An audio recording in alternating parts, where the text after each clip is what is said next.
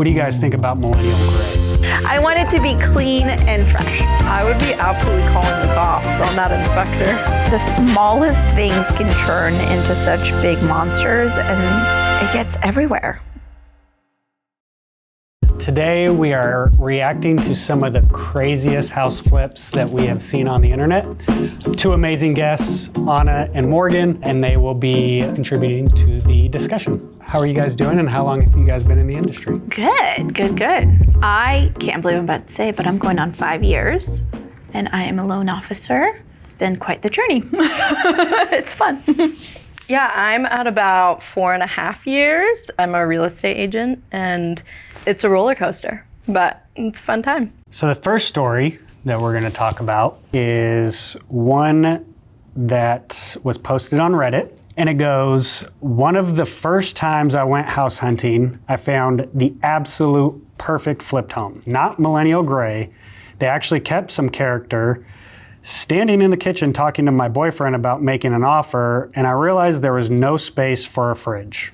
They put a pantry where the fridge goes, and the seller agent asked me for feedback, and I told them I need a fridge. To which she said, you could put one in the carport, which was not a garage, it was a covered parking space. I love listing agents. They're gonna try to make the best of whatever they have. Yeah, they tried. They certainly tried. There's no way I'm moving into a house without a fridge. So let me ask you guys this. In your experience, have you seen something that was skipped or left out of property? Tell the story about the washer. Oh, well, I mean, it wasn't skipped. It was just in a weird place. You had your washer Super odd. in the kitchen, and then you had the dryer in your closet of your bedroom, I think is what it was. So like, Pretty weird. I don't know if I want to be doing dishwashing and like washing my laundry all in the same space. Yeah, that one was odd. I haven't seen anything super crazy, mostly just bad use of space. But if there was no fridge and I was told that you could put it in the carport, I would probably move on from that. Well, okay, but it did say that they put a pantry where the fridge was. My thing would have been like, we built in a pantry thinking it was more useful, but you could take out the Pantry and put it in a fridge. and put a fridge right in there. Yeah. Now you have a better selling point than a carport. What do you guys think about millennial gray? Well, I'm a millennial. I think it's overdone. I don't know. It just depends on the space. Yeah. If it's like a really dark space, like you don't get a lot of natural light, whatever, I could see the appeal. But in like overly bright, I feel like it just gets too clinical. I mean, it looks good and clean. I'm more of a like Smurf blue kind of guy, personally. Honestly, I got that vibe.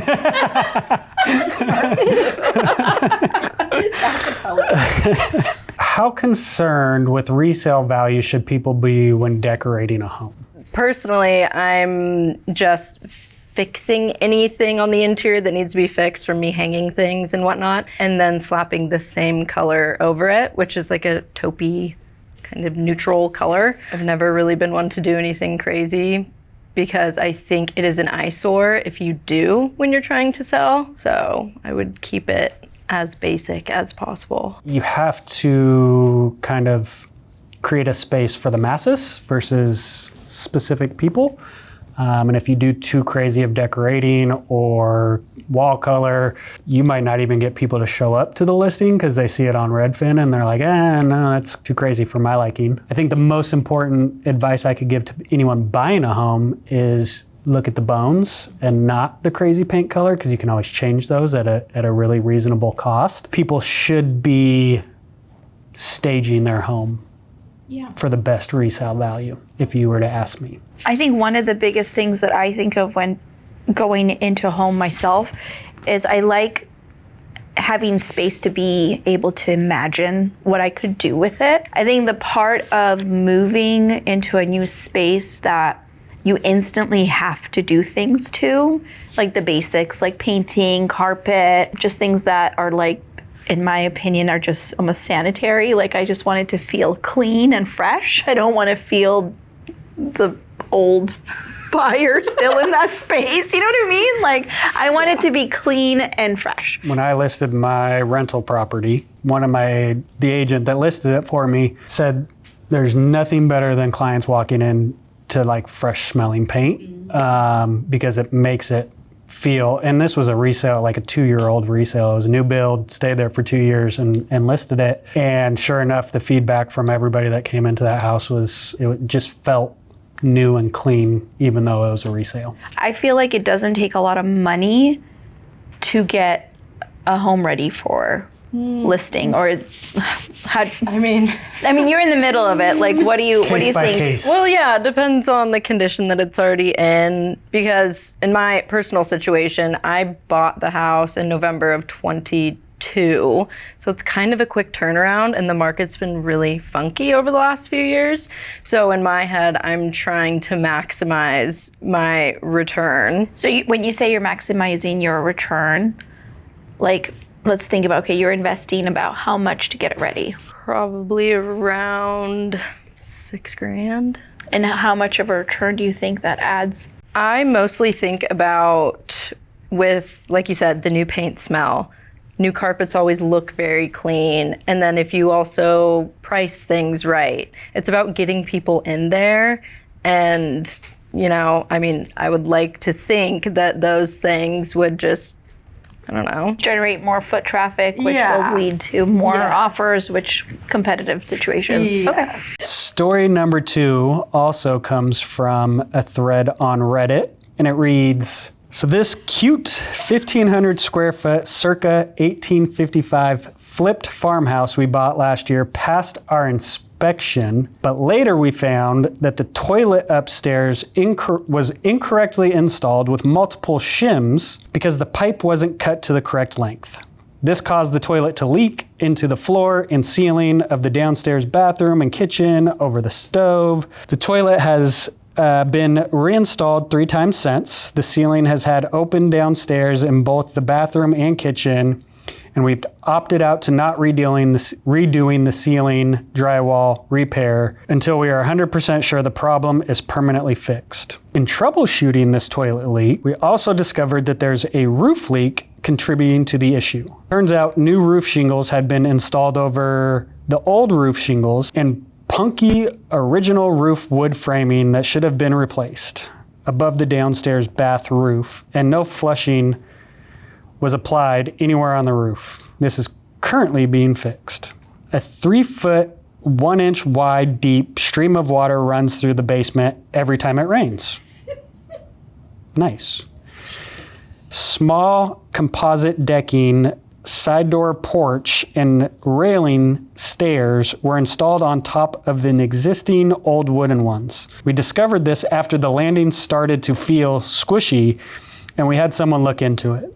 No sealed exterior door installed at the bottom of the bulkhead stairs. No insulation on the downstairs bathroom. The PEX lines feeding the sink, toilet, and shower froze during last winter's week of near zero temps, despite our effort of leaving a space heater running in there during the stretch.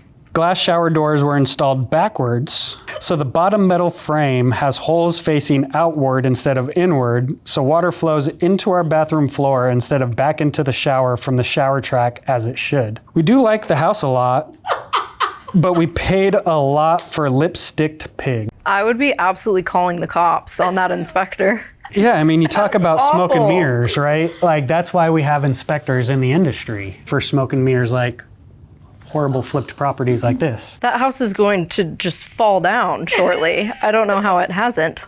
Maybe it has, since that was written. Did it say 1855? 1855. Jesus. I would hire the best inspector out there. So we had 1, 2, 3, 4, 5, 6, 7 bullet points. I'm sure that's probably longer than that, but I would imagine it's probably longer. But what's the most upsetting issue from this flip for you guys? I mean, water damage is the worst. I've had several incidences with water, and the smallest things can turn into such big monsters, and it gets everywhere. I had an incident where we got a new tub, and well, we had a whole bathroom upstairs redone. He was finished. He left. My kid goes, he was 6. He goes, Mom, there's a balloon on the ceiling.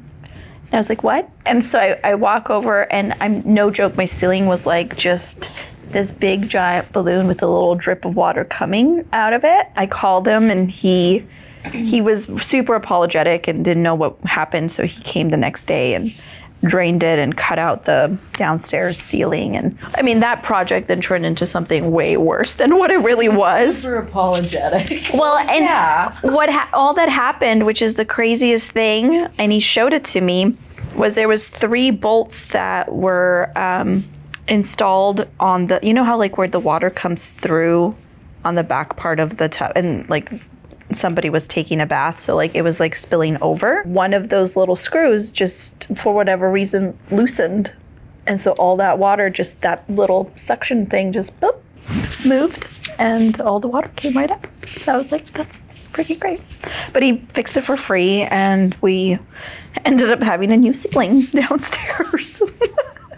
But yeah, water's the worst. Yeah, the toilet issue where they had it fixed 3 times and it still was not fixed. I would never trust that it actually would be fixed.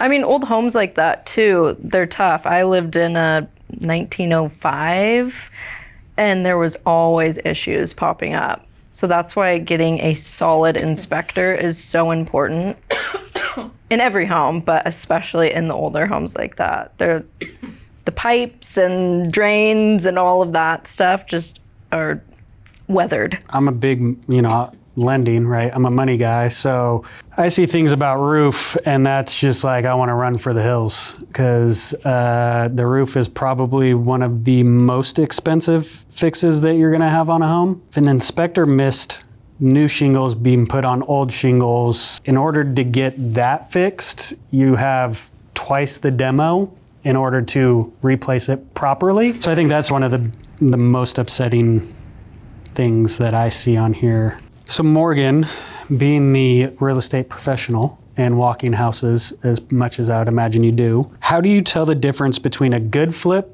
and a lipsticked pig? I feel like a lot of it is just the very small, fine details. For example, the home that I'm in now that I will be selling, I think it's kind of like lipstick on a pig. You can tell with spots in the paint where they didn't exactly line the ceilings and the walls, and then on the vinyl flooring, it's not completely lined up, and you wouldn't be able to tell just from glancing at it, but you can tell there's a good amount of space in some places, and it's just messy. I think that's the thing for me with flips, is not looking at the cosmetics as much, because I think a good flip focuses on some of the major issues that could come up in an inspection. Obviously, it's probably not the most best return, because they're in there trying to flip it for money, right? So putting a bunch of money into the plumbing and the roof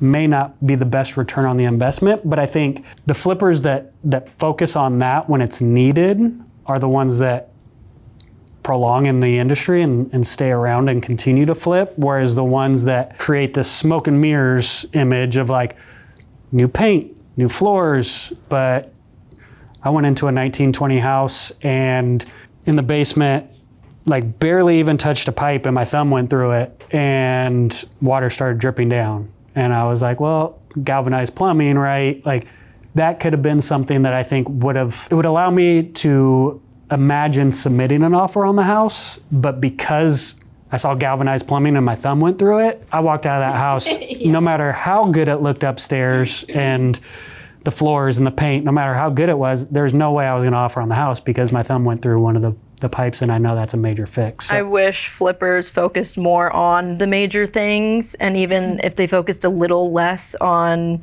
just the cosmetics, because those are so much more important, and you can move into a house that will be good to go, and you can do updating over time or paint or all of that. I would much rather have that. Like there's a lot of people that do that because there's plenty of people that fall for it. And so I think that's where having a really great agent that is familiar or just able to like bring people back down to earth. Like I just had a client that sent me a property and it's in a flood zone, but he's like, but it's fully remodeled. I'm like, I know, because it's in a flood zone. It'll be underwater soon. 3 years ago, it was underwater, and so they had to do the remodel. And now you want to buy it. And so I think keeping it real with your client, no matter how much they love the property, is so important. And making sure that they understand the risk of the investment that they're getting. Because sometimes maybe you do want to buy a house that you don't mind those things being an issue and you're going to fix them yourself, but then make sure you have the funds, or make sure that you have like a financial plan of, okay, if I do take this on, what does this really mean for me, right? Like if it's an old roof and I need to replace it, how many years do I have with it, and how much am I going to have to come in with within that period of time? And I think those conversations are really important. And again, I think it's valuable to have a really strong team of lenders and real estate agent who's going to be like, hey, no. You know? And inspectors. Yes. For this exact example, right, I think no matter how good you are as an agent, we have professional inspectors in the industry for a reason. That is all stuff that they should be catching, and we can speak to it as professionals, but that is their space, right? Mm-hmm. That's where they thrive day in and day out. They should be able to find those type of things. And I think for this client and whoever was their real estate agent, they need to find a new inspector. On to story 3, which is brought to you by YouTube. All right, if you're buying a flip house, you gotta watch out for some shady shit. Like this wall. We're below grade. This whole wall is all damaged. How do I know? Well, somebody put that metal over it right there. Let's see what's in here. Oh, brand new insulation. That's nice. Oh, somebody knew about it. This is toast. Look at this. That is 100% wet. This whole wall's got to get all redone. The whole wall got to get redone. And that is why you have an inspector. Wow, shady flipper stuff indeed. Yeah. I've never seen anything that crazy, because I feel like that would be a lot of legal problems. That's kind of a really awful thing to do. Yeah, no kidding. I have a bad one, but it's a friend of mine who bought a house. They did not catch it until they started having sloping on the back side of the house. So the downstairs had a fire in it.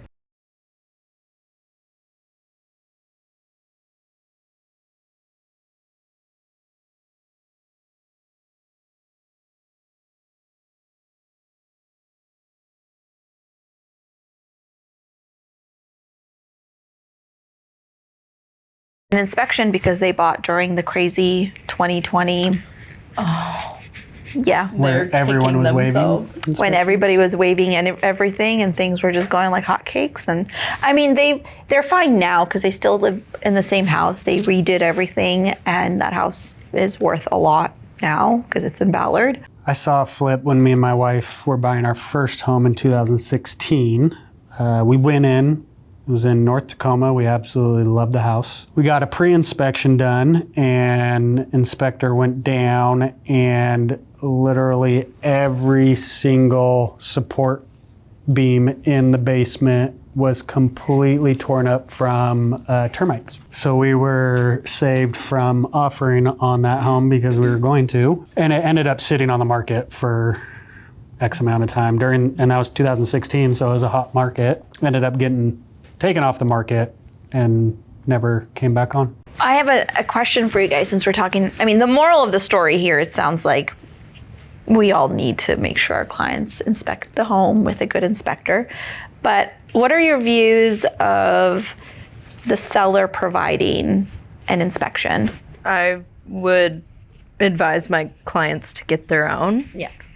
Just because as much as I would love to trust these random people that are selling their home, I can hardly trust my cousin. You know what I mean? So I feel like it would just be smart to get your own inspection with an inspector that you trust after probably interviewing a few, just so that you can move forward and with a clear mind. I agree. I think in certain instances, if it's like you can't get the house without waiving an inspection, the seller has one on there, at bare minimum, look up the inspector, look up the company that did it, make sure they're credible. They have business in the past and like are a good, reliable inspector. I think that would be the only way I would say in this scenario, it's probably okay to go with the seller's inspector. But yeah, I mean, to Morgan's case, like, go get your own, pay for it. You won't regret it because every inspector is different. Some are more thorough, some are less thorough. So, you know, you get what you pay for. So definitely spend the money on an inspection. And if paying $500 up front will save you 10 grand in the back end, like, yes. The other thing too, I think is important to, well, I always warn my clients, I think the inspection report looks extremely terrifying on any property. So I feel like it's also really good to remind people that the best of homes is still going to have 30 pages worth of an inspection report if the inspector is good at their job, because they're going to tell you every little detail, and you just want to make sure that you have a great agent that can go through it and be like, well, this is important, this isn't, and just take some of that overwhelming feeling away, because I think they all really look intimidating and scary at first. Oh yeah. You essentially think your house is going to fall to the ground in like 6 weeks, but. And I like that they break it out into like major concerns or safety hazards or minor concerns, like cosmetic. They do it, the right inspectors do a good job of like breaking it down to say, this is what needs to be done like right away or by the seller. And then the little things you can kind of, you know, take on your own. Yeah. No, I like that too. And I love when they include pictures. That's like a must. I'm visual. I need pictures. I need to know what's it look like. Okay, so I have a game for you guys. It's called Class or Trash. Okay. So we're gonna look at some pictures of house flips, and you'll determine whether it's class or trash. Man, Game on. I was hoping there was gonna be men involved. No, I'm just kidding. Oh, ooh, That's class. wow. That's the before and after? So classy. Yeah. That is sexy. Remember jewel tones? This is what I'm talking about. This is beautiful. There's that millennial gray. Classy. It's still classy. Yeah, very classy. No, I guess I would have to see what it looks like before. So those handles actually I'm on a hunt for my island. Yeah, I like it. I think that's I think it's classy. I like the Yeah. vibe. Well, what I Not like so about much the vibe, it's got a hint of country and modern all at the same time. I love that. Me too. Jewel tones. I would need an interior designer to put that like vision together though. My brain wouldn't work like that. Green accent wall and an orange couch. I have 3 children. I think this is cute. Very, yeah. It's very classy. Just not, I mean, like, no, not my family. I do not like exposed cabinets in, I don't know, shelves? Is that what they're called? I don't like that look personally. Oh, I don't mind that. I'm just not a fan of it's the modern farmhouse that is everywhere, and I'm over it. That's where I'm at. I think And it's the subway tile. It looks fine, an but everyday flip that you see every day yes. when you're on the market. Yes. Ooh, wow. Ooh, they really opened that up. Very classy. I feel like that looks like a lot of the new construction homes, kind of. Oh, it has a bar over there. But how did they get that much space? I mean, they took out 2 they walls. took out that wall. No, but they took out that wall too. That looks like they extended, but that's a hell of a project. Looks good. Very Like good. it. Beautiful. Not for me. Oh my God, I love it. It's so beautiful. I want That's to too busy. drink a glass of champagne at that table. Jewel tones. I know I keep saying it, but it's my Chairs are favorite. So fun. So good. I think it's too, yeah. It's I think, eclectic. Yeah, yeah. Very artistic. What? Why? That's awful. How do you go from the last photo to this?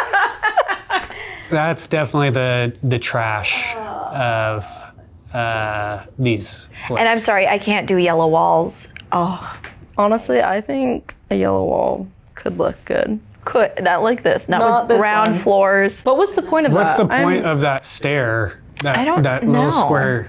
square stair right at the very top. Like, I mean, what? I guess you could put plants there. No. You could have like little trickling plant. I don't know. Yeah, it's Walk all horrible. over them? No, That's just It's terrible. Bad. Terrible. Oh, pretty. Beautiful. That's Yeah. Swanky. like it. If I were single, That person has children. money. If you want to sell, reach out. it has hotel vibes too. It does. Actually, I like. That's yeah. There's my blue. I don't mind the blue, but I don't love all the white. It's again that modern farmhouse just with the blue cabinets. What's doing it for me is that window, and it looks like you're Oh. looking right into the ocean. So I could care less about anything else on that picture. If I got that view, That's true. it could be fine. I like the color of the cabinets. Now I did some research because I almost did navy blue in my kitchen. It shows a lot. Yeah. Oh yeah, because it's white underneath that. So if you get any kind of chip or anything, it's just like very noticeable. Oh, Hell no. What? See, I like the floors. I like the think floors. I could totally do this. No. I could totally do this. You know why? You could do this. Again, For sure. If I was like single, no children, and I could like be in a moo painting all day, this is where I'd want to be. you know what this reminds me of? When you go to the Washington State Fair and go through one of those fun houses. Yes. That is Yeah. a room in a fun house. It's at an the awesome state fair. And I like that they did all that color, but then did black and white floors. I'm epileptic, so I'd probably have a seizure looking at all those colors. Like, no, thank you. I love it. I hope color continues to come back because we've like gone that? so. So now houses do look like this It doesn't now. need to be like that, but just Your house can. Yeah, no, my house can't look like this. Just let your daughter Just let draw them all all- over the walls. Paint everything. Thank you, ladies, for joining and contributing. Of course. You're so thank welcome. you. Thank you all for joining and watching us. We want to hear some of your craziest flip stories, so put them in the comments below, and don't forget to subscribe to our channel.